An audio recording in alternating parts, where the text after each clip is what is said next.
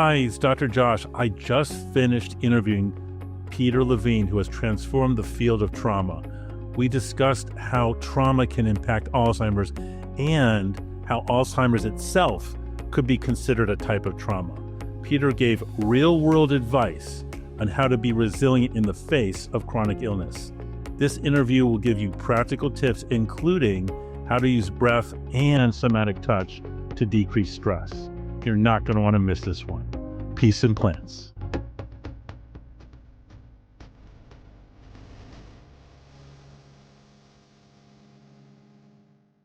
What if the key to preventing cognitive decline isn't just in your brain, but also in your body? Today, we're joined by Dr. Peter Levine, the revolutionary mind behind Somatic Experiencing, who discovered something remarkable about trauma that mainstream medicine has overlooked for decades.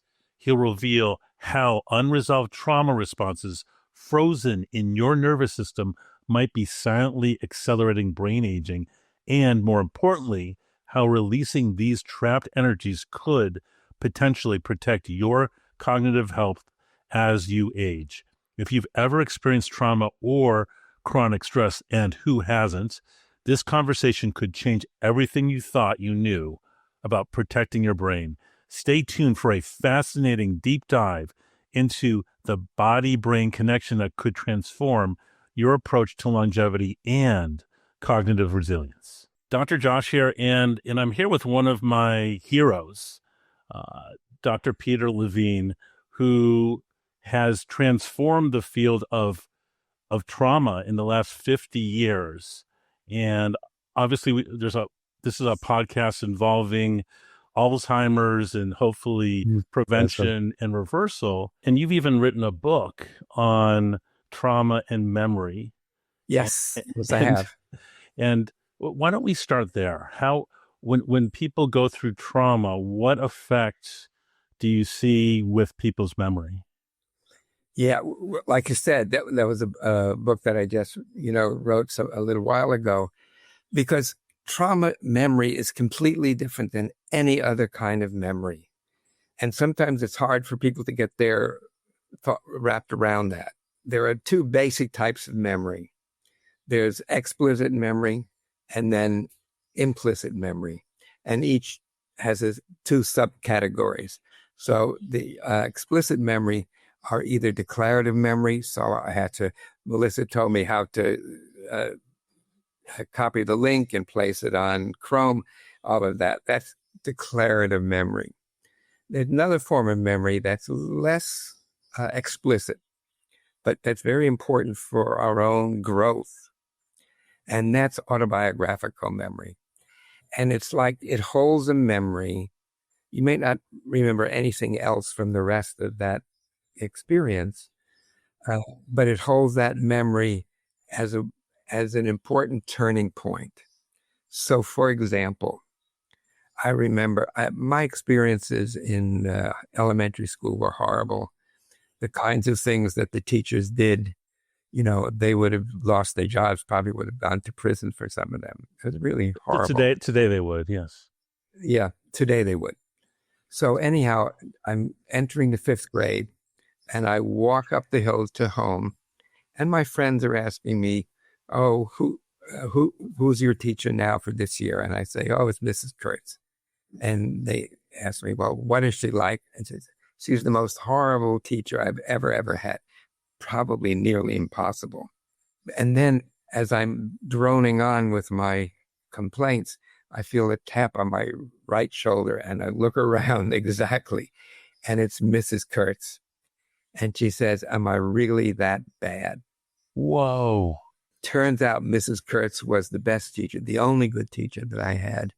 And she instilled in me a desire to learn, which I carried with me into middle school and into high school, finding mentors, and into university and in postgraduate work.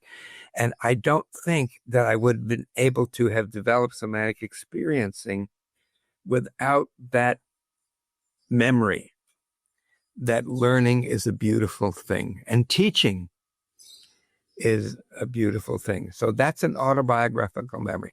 I really don't remember anything else. I mean, I don't remember the specifics of the abuse that I suffered, which would be traumatic memories, presumably. But this memory really changed the trajectory of my life. And those are the great value of autobiographical memories. Now, then we go to the implicit memories, and there are basically two types there. The first one are emotional memories. So you go into a party and somebody comes up to you, and all of a sudden you're just experiencing rage or terror for no reason. You've never even met this person before. But this is an example of an emotional memory. It obviously comes from some kind of a trauma. The one that's the most or the least understood and the most deep are procedural memories. So these are things that our body learns how to do. So, for example, a procedural memory, sometimes called a body memory, we learn how to ride our bicycles. We don't learn how to ride it from a book. That wouldn't work. Somebody has to be with us, maybe a parent or an older sibling, and they walk with us. And then at that moment when they let go, we learn how to balance and to steer. That's a body memory and a procedural memory.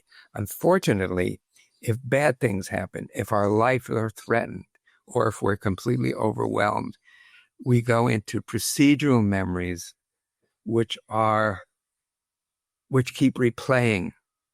And it won't change until we can complete that procedural memory to do what our body wanted to do, needed to do then, but it couldn't do. And then when that happens, then that memory gets put in the past where it belongs. So these, again, are the basic types or subtypes of memory. Great. And can you cover, I mean, you wrote a bestseller called Waking the Tiger about how animals, we don't see PTSD normally in animals, but we do see it in humans. And your theory, which I think is true, is that humans, because of our so-called better cognition, we can get in the way of normal pathways. Can you explain that to the listeners and viewers? I mean, that was an important part in my developing my work, was studying animals, wild animals in their natural environments. That's different than pet animals or caged animals, completely different. And what I observed is when an animal has, say, a prey animal, like a bunny rabbit, is being pursued by a coyote and it escapes maybe just barely, it doesn't go into trauma. And what I've observed is there's a pattern of shaking and trembling and easy, deep, spontaneous breaths that's clear, that clears those procedural memories. And so they're back, to life as it was. So again, and I started to observe those reactions in people when I was working with them, of their gentle shaking and trembling and deep, easy, spontaneous breaths. And when that would happen, they would resolve the trauma. So they didn't have to remember the trauma. Sometimes that could be okay, that could be useful, but not necessary. And again, if we can learn what the animals do, let them be our guides, let them be our teachers. And again, this is a really big part in my life and in writing that book, Waking the Tiger, which is really to open to those instinctual capabilities that restore us to balance, that restore our nervous system to equilibrium and homeostasis and equilibrium. So that was a big part in developing somatic experiencing, was really observing animals, wild animals, in their natural environments. Right. And I think your point was that at the time when humans go through traumatic events, sure, we might go into denial or into freeze mode, but it's it's to protect ourselves. But the problem is, as you related, those traumas can get trapped, and using your techniques, people can release it. Let me sit there and ask you, because much of my audience is dealing with Alzheimer's and dementia, which I understand is different than the traumas that you're used to working with, but I can see working with these patients, it's very traumatic to basically lose your own memory, or watch a loved one or a friend go through the same thing. I imagine that's the deepest fear that people have. Fear. But let's just go back to what I was talking about. So animals and humans go into the freeze response. Trauma occurs when they don't unfreeze, they don't thaw. And I'm not saying that there's a absolute causal relationship, but I think we see some of this in neurodegenerative functions like Parkinson's and dementia. But the other thing I think that really relates is when people especially have been chronically traumatized from early experiences there's a scale called the ACE scale, Adverse Childhood Experiences. Well, there are 10 possibilities, either yes or no. And if you do 3 or more of those, you are very much more likely to have all kinds of disorders, including like depression, anxiety, but also illnesses, diabetes, heart disease, those kinds of things. And I suspect even neurodegenerative diseases, because what seems to be underlying all of them is inflammatory response, unchecked inflammatory response. And I think, again, that's what happens in trauma, is that we don't unfreeze and we stay in a state of hyperarousal and or shutdown, which again, it leaves us in a state of chronic inflammation. And I feel comfortable enough to saying that I think these diseases are ultimately diseases of inflammation, of unchecked inflammation. Inflammation is supposed to be short acting. You injure yourself, a bee stings you or something here in Hawaii, and there's a swelling. That's an inflammatory response. Or if you get a splinter, you get an inflammatory response. But if that stays chronic, it can spread to other parts of the body and eventually to the whole body and the whole nervous system. So I think I would feel comfortable about saying, yes, there are links to dementia. There are links because also of the memory systems. I've worked with a few people, a number of people with dementia. And I'm not saying in all of them, but definitely in some of them, when we're able to work with these procedural memories, these implicit memories, they're able to function at a better level, at a higher level. Again, I'm not saying that eliminates the dementia, but it gives them more capability, more capacity. And I think that's the thing that people who work, with people who have dementia, that, when they play music, like music from when they were, teenager or children, they light up, So again, these are these emotional memories, these procedural memories, I think that can make a difference.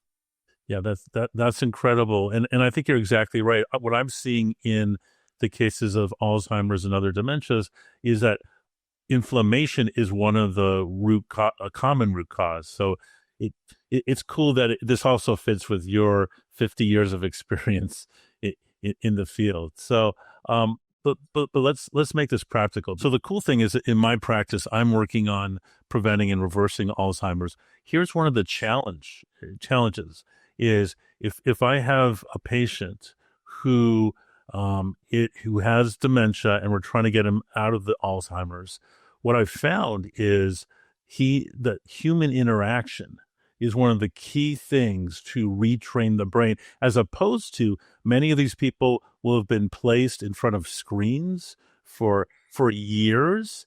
And so I know it sounds crazy, but just like you shouldn't do that to a little kid developing. My question to you is, what is it about human interaction that you miss if you're just looking at a computer screen or a TV screen? We are wired to connect. That's part of our basic nervous system, function, to connect with others. There are two basic nervous system responses. There was, fight, flee, and freeze. Right. But then there's also connect.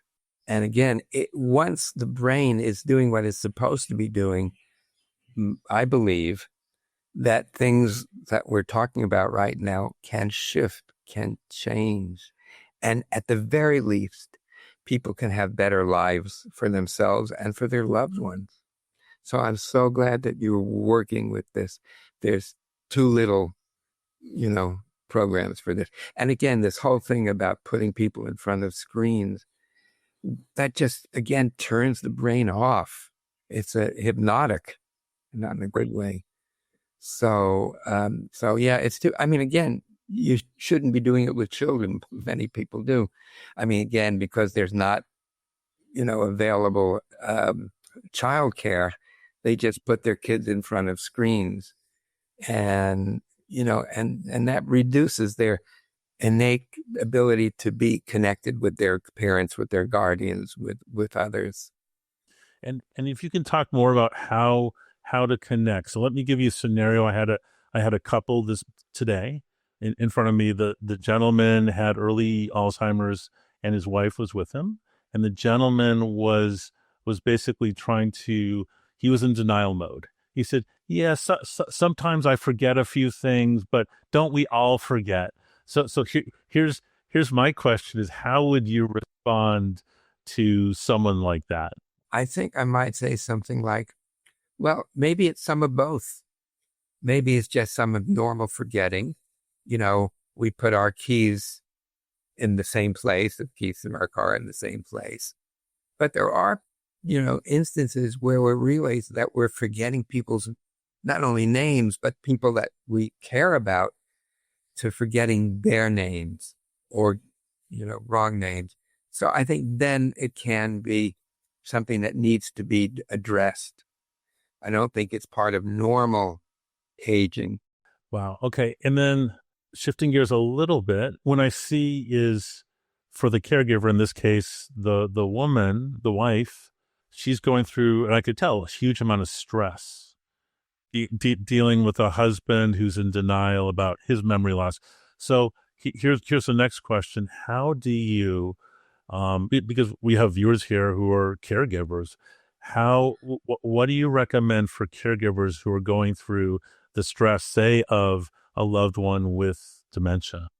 You know what? I don't know if she's willing to do it, but my partner, Laura, for many years, she's no longer now, she worked at the VA in geropsychiatric. So she has this experience of working with wives whose husbands are in dementia or vice versa. And so if she's willing to come up for a moment, are you? She's doing her yoga here. Well, I think she can give you some guidance because she's also trained in my method for many, many years. And so she knows, both directions. But it's you. We're talking about caregivers for those with dementia. Hi, Laura. Dr. Josh. Nice to meet you. So the scenario I was just mentioning is what do we do for a spouse of a loved one who's going through dementia, just the stress of watching a loved one go through a chronic illness. What are some of the things you recommend? Well, the most highly recommended is to give them some respite. Should have enough support so that they're not the only one that is managing the condition, and then secondarily to get them some support, like a caregiver support group. The Alzheimer's Association has a good support network, so they need to be tied into that. But the isolation and the overwhelming amount of responsibility is what takes people down. Yeah. It's essential that they get some kind of respite, get some kind of support, and help them regulate their own nervous system. Right. Like with somatic experiencing tools. Right. Very good. Yeah. I think. Thank you so much, Laura. That's awesome. You've got them. All right. If we could take a step back, if we go a little bit more through your theory, if you would, I think one of the key concepts I learned from you is one called interoception. Yes. Would you mind sharing that? And yeah, sure, I'm glad to. And again, I think that's a way that can help people that are in early dementia, and even people who are in middle dementia. We have our 5 senses of the outside world: vision, audition, taste, smell, touch. Those are extraceptive, and that helps us to orient to our environment. There's a whole universe of inner sensations: proprioception, position of joints in space; kinesthetic perception, the experience of our tension in our muscles, tension or relaxation in our muscles. There's a visceral sense from our guts, information we're getting from our guts, from our blood vessels. I think I'm leaving something out. And those are sometimes called the 6th sense. They're our internal sense. And there's no question about this. When people learn to connect with the interoceptive sense, their lives are enriched physically, emotionally, and psychologically. So again, I would imagine that interoception can be cultivated in people in their earlier stages, both the experience of it and the caregivers, because that way, again, you can stay settled and not go into catastrophe, which it's easier said than done, but it is also doable. And then the next concept I love that the term you coined, I believe, pendulation. Yes, pendulation. When we start to experience our trauma or move towards that, our body contracts. But if we're guided, each contraction gives rise to an expansion, and then that contraction to a greater expansion. So we go gradually into greater and greater expansion, but we have to be willing to move through, or be guided, I should say, into contraction and then moving into expansion. I really write about that, how it really saved my life in the book that I just completed. It's called An Autobiography of Trauma, The Healing Journey. How I dealt with my trauma, basically through interoception and through pendulation. So again, these are 2 really important, well, they're more than concepts, they're ways of being that can help people at wherever they are in their life's journey. Right. And, just to give a practical example is if you're dealing with someone and you're trying to work it through either for yourself or someone else, is don't necessarily go through it full bore, just go on the edges and then go back and forth. Exactly. Just go to the edges, and again, that's really what at some time in my life, because I'd already been teaching this to, tens of thousands of people, I started having these strange symptoms, anxiety, physical symptoms, physical distress, gastrointestinal symptoms, tensions, and flashes. And so I realized it was time for me to take a dose of my own medicine. And in Greek mythology, there's a archetype or an entity called Chiron. And Chiron is about the wounded healer. And that's important for all of us to heal, is to go into that wounding and be guided through that wounding. And so I asked one of my students to be there with me. And I had experienced some horrifying things, And again, I have worked with some people with dementia that have had a lot of trauma, and I don't want to say with all, but some there's been a significant shift when working with the trauma. So anyhow, in somatic experiencing, we don't go right into the trauma. That can usually be a mistake. And so what came up when my student was guiding me was a memory when I was 4 years old. It was my birthday. And my parents had come in, and in the night or early in the morning, they laid model railroad tracks underneath my bed, out into the room, and then back underneath my bed. So to say I was excited would be a complete understatement. I woke up, the train was going around. I literally jumped out of my bed, ran to the transformer, controlled it. And though I didn't have the words for it, I knew in that moment that I was cared about and that I was loved. And again, I think that's something that is so important for anybody at any stage in our life, and maybe even especially with dementia, to how it actually feels at some time in our life when we were loved, we were cared for. And, and so she really helped me work with the bodily sensations from that surprise birthday. And then we were able then to shift to a traumatic memory, because there was a whole situation where my family's life was threatened by the mafia, and we could have all been killed. But then I was able then to work back and forth between the two memories. And again, I would be surprised if it didn't help people with different types of dementia to some degree, but it's certainly worth to try it. Wow. And this is actually pretty humbling to hear that Peter Levine, the one of the key architects of modern trauma therapy, that you're brilliant, but you still needed the help of someone else. Sure, one of your students, but it's so interesting that humans were so meant to be connected. Even if we're brilliant, we still need someone else to help us through this. That's right. There's a Motown song. It goes, it takes one to stand in the dark alone.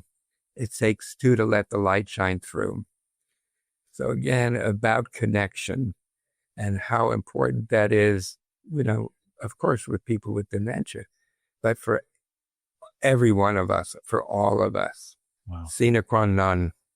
Yes, Latin. So true. So tell us about resilience, because I think that's related, and you have obviously been resilient doing this for 50 plus years, but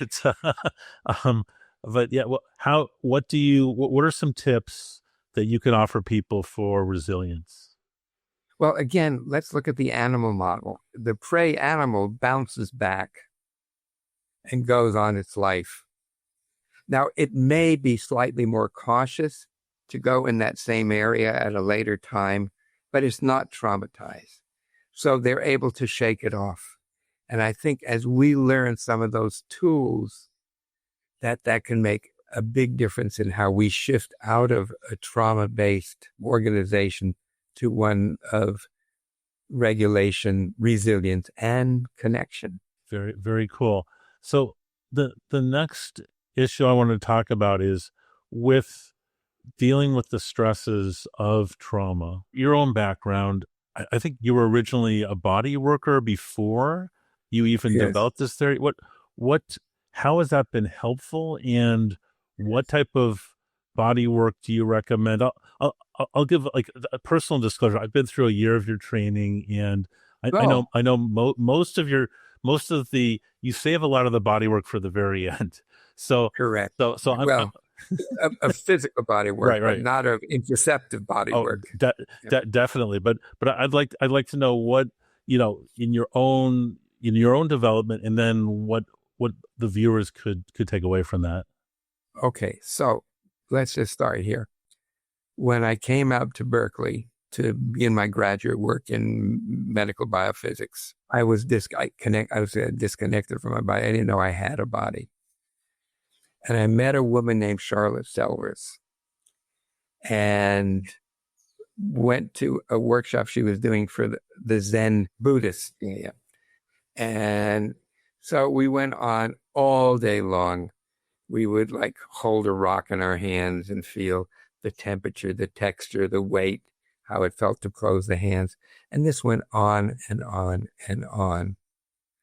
Finally, at the end of the day, and this was in this wonderful church on the top of Farrell Street in San Francisco, we were laying down on the ground, and she was having us breathe in through our feet, breathe in through our groin. And of course, I thought this was the stupidest thing. Remember, I'm a scientist. Right. Science. And you work with NASA astronauts. So, I mean, you've got... Yeah, exactly. All of that. That was actually later. Later, that okay. was later.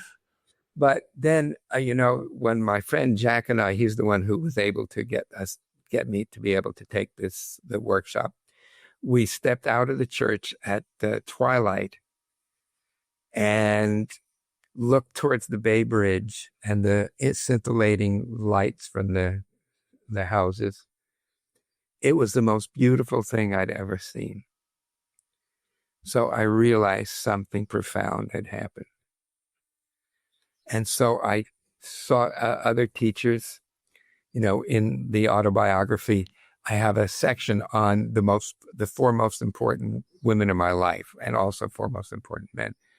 But people, when they see it, they think, oh, these are, girlfriends or lovers that I've had. But no, these were important mentors.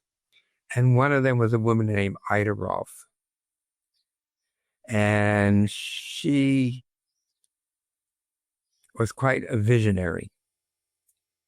And so I had the opportunity to study with her for 12 weeks, a very intense work. And so that was, again, an important part in my life. And so those are, in a way, some of the shoulders, the giant shoulders that I stand on. People like that who have taken me under their wing. And of course, there were other teachers, some living, some not living. Again, the living body, the sensing body, the knowing body is really where I needed and we need to connect. Cool. And if I could just use another example, I see, unfortunately, all the time with my Alzheimer's patients, where you've got someone with dementia who will basically every 5 minutes say, "Where am I?" What? So of course, the first time you could say, "Don't worry, you're at a doctor's office." In terms of human connection, other strategies you can distract them. Yeah. Where am I? I'm right here. And maybe even gently taking their forearm in your hand and saying, "You're right here. You're with me right here and now. I'm with you." Something like that, I think, can help them orient interoceptively and extraceptively. Got it. So it's not just the verbal, it's actually the touch. The touch. Oh, yes. Yeah, absolutely. The touch. Awesome. And what are some other exercises that people can do to become more grounded wherever they are? So, for example, in that scenario, you're touching them. One of the techniques I saw you do is kind of like a hug type of... Self-hug. Yeah. Kind of like gentle squeezing on both sides. There's also an exercise I use to regulate the vagus nerve. It's called the VU breath. And sometimes when I do it with somebody, even with a baby, an infant, and I would hope you tried this also with some of your patients, to take an easy full breath, and you're demonstrating it for them. And on the exhalation, make the sound VU, vibrating it here down in the belly. And let the breath and the sound go all the way out. And then just allow the new breath to come in, filling belly and chest, and then repeat. So it's like this.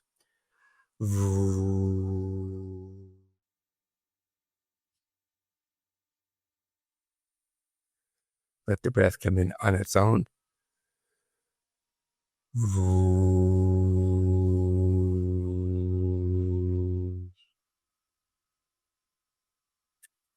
There's a wonderful video that I have of this father. It's a newborn, and the newborn is just screaming and crying. And the father makes a similar sound of like that. Ooh, and all of a sudden the baby just goes and just molds into the father and just settles and molds in. I've got to say, I got calm. I calmed down just listening to you. This. Yeah. It's amazing. Wow. Yeah, no, it is. I mean, my friend Archimedes, he said, if you give me a place to put my lever, I can move the world.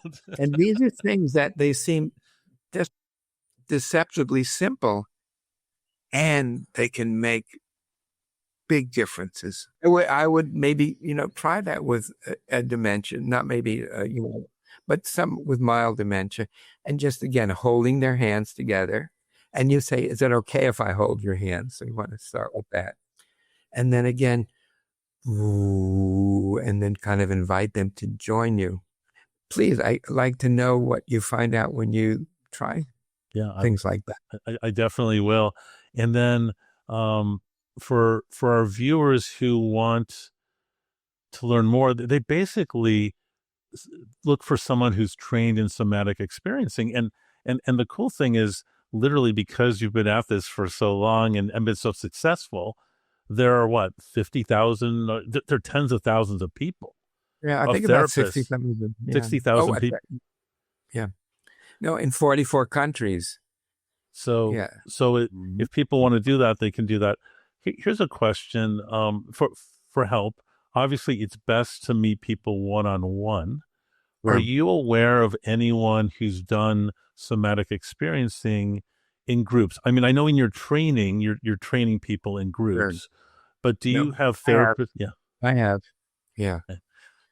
Yeah, my father was in a dying process.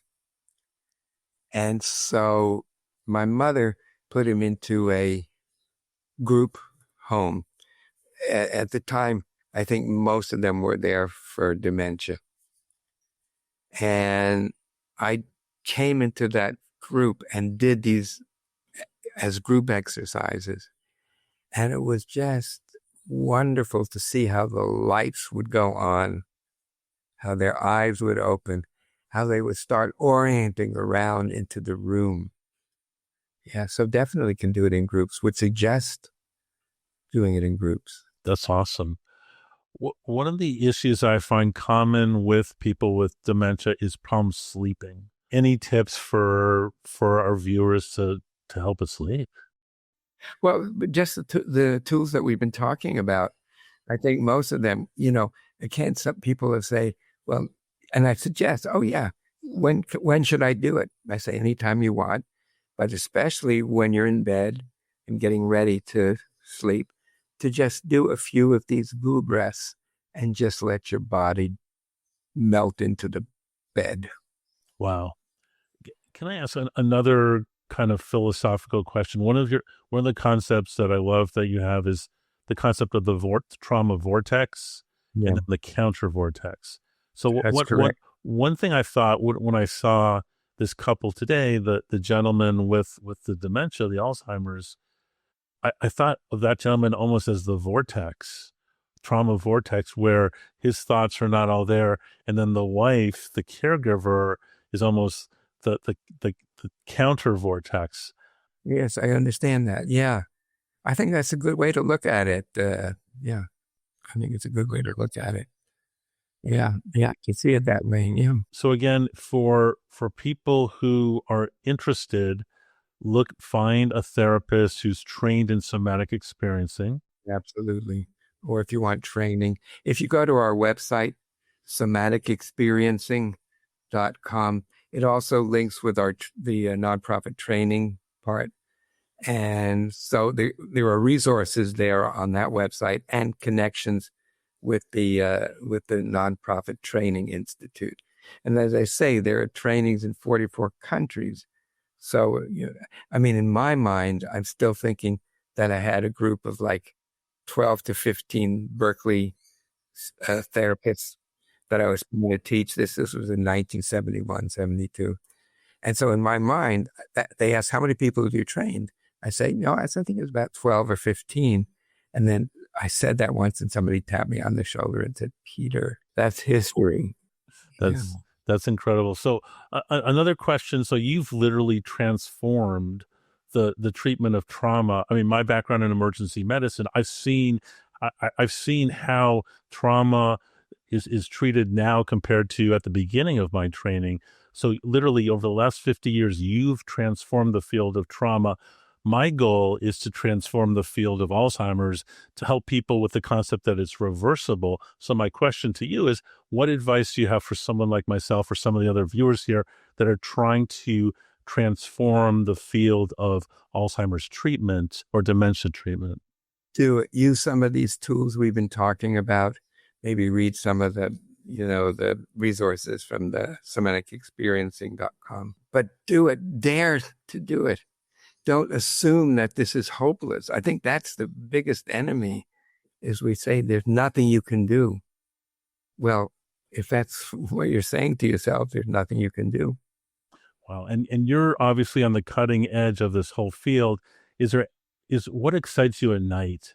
What have you seen in the last 6 months new that brings hope to this whole field?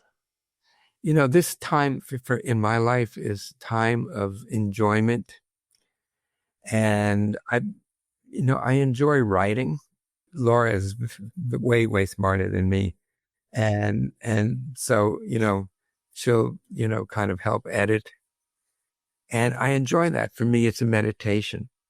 So I'm working on 2 books right now. One is a sequel to Waking the Tiger. Okay. We'll call Embracing the Tiger. Quite different. And then one on trauma and spirituality. And I think working with people with dementia is a spiritual task and not just something that we have to do because we're supposed to do it. That's so true. Peter, thank you so much for your time. Is there any question I should have asked that I didn't? I think it's great. I've really enjoyed the conversation. Actually, you're the first interviewer where we've talked about dementia and some more innovative ways to address it. So I'm totally glad that you're doing what you're doing. And I really look forward to hearing back. You can always contact Melissa. Okay. Or Peter at somaticexperiencing.com and let us know how things are going with you. I definitely will. And then for our viewers, if they want to find you on social media, or, I mean, obviously if you've got someone very motivated, a therapist, someone they can join your training. But if someone wants to reach out to you, what do you recommend?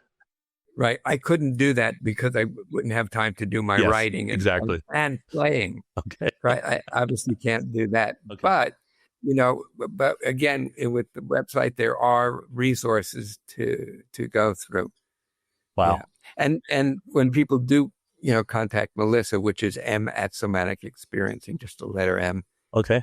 She'll kind of try to sort through some of that and then, kind of give them to me. I really do want to know what people are doing out in the world, like what you're doing. I think it's the Lord's work. Yes. And Peter, I've been so impressed by the transformation I've seen from your work. And so I just, on behalf of everyone else who's benefited from your programs, thank you so much for everything you do. Okay. Well, you're absolutely welcome. Great to have connected with you.